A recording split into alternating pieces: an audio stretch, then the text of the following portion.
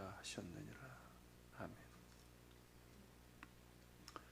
40장부터 바로 앞장인 48장까지 이사야는 자기 백성을 구원하시고자 하시는 하나님의 변함없는 의지에 대해서 우리에게 전했습니다. 그리고 이제 시작될 더 큰 구원인 여호와의 종의 사역에 대해서 이제 전하고 있습니다.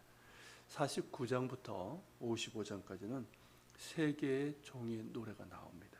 그 가운데는 우리가 잘 알고 있고 매년 사순절 고난주간에 읽는 53장의 고난받는 종의 노래도 있습니다. 먼저 그 첫 번째 종의 노래가 이제 본문에서부터 이제 시작이 되는데요. 본문에 나오는 종에 관한 묘사는 42장 1절서부터 4절에 나오는 종의 노래와 일치합니다. 여호와의 종은 하나님께서 택한 사람이요 주의 성령을 수여받고서 이 땅이 기다리는 하나님의 구원을 수행할 자입니다. 또한 진리와 생명의 말씀을 전할 하나님의 입과 같은 역할을 할 자로 묘사가 됩니다. 하지만 여호와의 종은 정적인 인물은 아닙니다. 여호와의 종은 갇힌 자를 자유하게 하고 흑암 가운데 있는 자들을 새로운 여정으로 이끄는 자이지만 결코 정적인 인물은 아닙니다. 당시 유대인들, 특히 실제로 하나님께서 말씀하신 대로 포로에서 자유하게 되어 시온으로 돌아오게 된 사람들은 새로 세워질 공동체에 대한 열망과 함께 정치적인 메시아를 갈구했습니다. 그러나 그러한 인물이 아닙니다. 갇힌 자들이 자유하게 되면 종살이로부터 벗어나서 진리의 자유 속으로 들어가는 것을 의미하고, 새로운 땅을 향해서 나아가는 것은 지리적인 여정이 아니라 사람들의 마음과 생각이 여호와의 종이 그들에게 가져다주는 새로운 세계로 들어가는 것을 말합니다. 그 새로운 세계가 뭐겠습니까? 그 여호와의 종이 메시아라는 것을 우리가 안다면 예수님께서 진리가 너희를 자유하게 하리라 하신 말씀과 예수님께서 우리에게 가르쳐 주시고 보여주시고 또한 앞서 가시면서 초대하신 하나님 나라라는 것을 알 수가 있습니다. 그러므로 여호와의 종은 이스라엘과 세계에 대하여 하나님의 구원의 언약 사역을 이루는 인물입니다.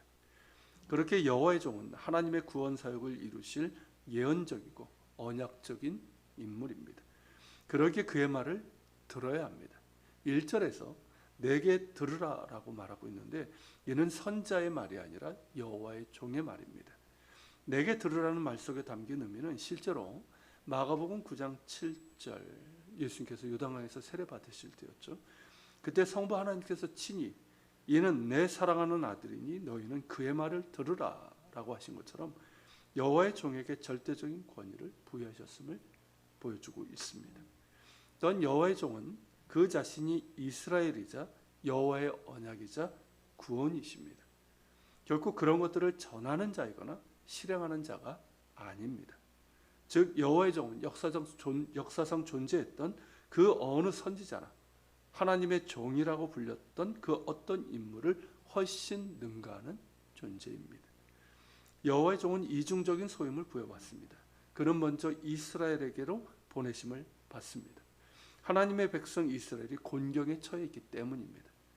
더불어 그는 전 세계를 향한 하나님의 구속 사역을 이루는 소임도 수행할 것입니다. 그러기에 본문에서는 전 세계와 이스라엘 향한 이중적인 소임에 대해서 말씀하고 있습니다. 1절에서 여호와의 종은 섬들아 내게 들으라, 먼 곳 백성들아 귀를 기울이라고 부르고 있습니다. 섬들, 먼 곳 백성들은 전 세계를 가리킵니다. 앞에서 말씀드린 것처럼 여호와의 종은 이스라엘은 물론 전 세계를 향한 하나님의 언약 사역을 수행할 이임을 보여주고 있습니다. 이어서 여호와께서 태에서부터 나를 부르셨고 내 어머니 복중에서부터 내 이름을 기억하셨으며 라고 말하고 있는데, 이는 우리가 고백하는 하나님의 예정적인 선택의 은혜, 하나님께서 태중에서부터 나를 택하셨다, 그런 의미가 아닙니다. 여호와의 종 메시아는 여인의 몸을 통해서 오실 것입니다. 성령으로 잉태되어 육신으로는 어머니의 몸을 통해 우리 가운데 오실 것인데, 내 어머니의 복중에서부터 내 이름을 기억하셨으며 라는 뜻은 여인의 몸을 통해서 이 땅에 오시기까지 그 이름을 비밀에 붙이셨다는 의미입니다. 실제로 메시아의 구체적인 이름을 알리신 것은 동정녀 마리아가 성령으로 잉태하면서부터였습니다. 그 전까지 메시아의 이름은 비밀에 붙이셨고 임마누엘, 기묘한 모사, 전능하신 하나님, 영존하시는 아버지, 평강의 왕 등으로 알려졌고 여기에서는 이스라엘로 불려지고 있습니다. 3절에서 보듯 하나님께서는 여호와의 종에게 너는 나의 종이요 내 영광을 내 속에 나타낼 이스라엘이라 라고 하셨습니다. 여기서 이스라엘은 당연히 민족으로서의 이스라엘이 아니라 이스라엘을 대표하는 개인으로서의 여호와의 종을 말합니다. 본래 이스라엘은 한 민족의 이름이 되기 이전에 한 개인의 이름이었죠. 야복강가에서 하나님께서 야곱에게 주신 새 이름이었습니다. 야곱에게 이스라엘이라는 새 이름을 주시면서 아브라함에게 주셨던 언약들의 복과 책임을 그에게 주신 겁니다. 세계 모든 민족이 너로 말미암아 복을 받으리라는 그 거룩한 사명이 야곱, 새 이름을 받은 이스라엘, 그의 어깨 위에 올려졌습니다. 그렇게 이스라엘은 야곱의 후손의 이름이 되었습니다. 하지만 이스라엘은 그 사명을 감당하지 못했습니다. 실패했습니다. 지금 바벨론 포로로 있는 상황이 그것을 극명하게 보여주고 있습니다. 하나님의 긍휼과 신실하심으로 인해서 그들을 구하실 것이지만 여전히 그들에게는 이 사명을 감당할 능력도 없고 이스라엘이라는 이름을 사용할 권리도 상실한 채 오래입니다. 그렇지만 하나님의 뜻은 중단되지 않으며 포기하지도 않으실 것입니다.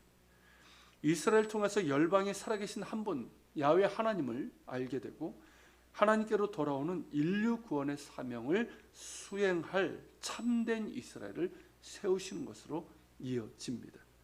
그분이 바로 이스라엘이라 불리는 여호와의 종입니다.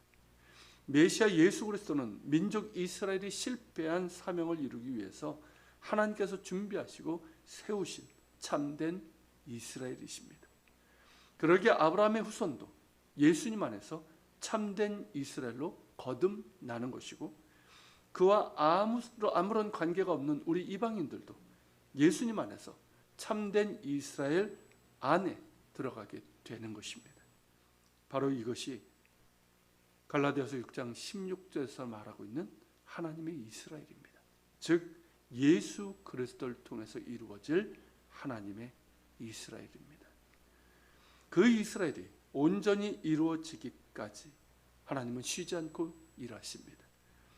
여호와의 종 참된 이스라엘로 오신 예수 그리스도를 통해서 지금도 일하고 계시고 하나님의 이스라엘을 세워가고 계십니다.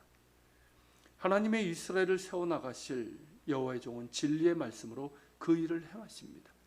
2절이 바로 그 내용입니다. 날카로운 칼처럼 진리의 말씀으로 완고하고 굳어진 우리의 마음을 찌르시고 갈고 닦은 화살처럼 생명의 말씀으로 우리의 깊은 곳까지 찔러 쪼개시고 깨닫게 하시고 보게 하시고 치유하시고 구원하십니다. 그분의 말씀을 들어야 합니다. 이스라엘도 들어야 하고 섬들과 먼 곳 백성들도 들어야 합니다. 하나님의 말씀으로 오신 예수 그리스도의 진리와 생명의 말씀을 들을 때 비로소 참된 이스라엘이신 예수님을 통해서 우리는 하나님의 이스라엘이 되어서 참 자유와 생명을 누리며 영원한 하나님 나라로 나아가는 거룩한 여정에 참여할 수 있습니다. 같이 기도하겠습니다. 여호와의 종, 우리를 자유하게 하시고 진리와 생명으로 이끄시고 하나님 나라로 이끄실 여호와의 종 예수 그리스도, 우리 주님을 찬양합니다. 지금도 여호와의 종 참된 이스라엘 오신 예수님을 통해서 일하고 계신 하나님, 우리가 주의 말씀을 듣게 하소서. 예수 그리스도의 그 하나님 나라의 복음을 듣게 하여 주소서. 그 진리와 생명을 듣게 하여 주옵소서.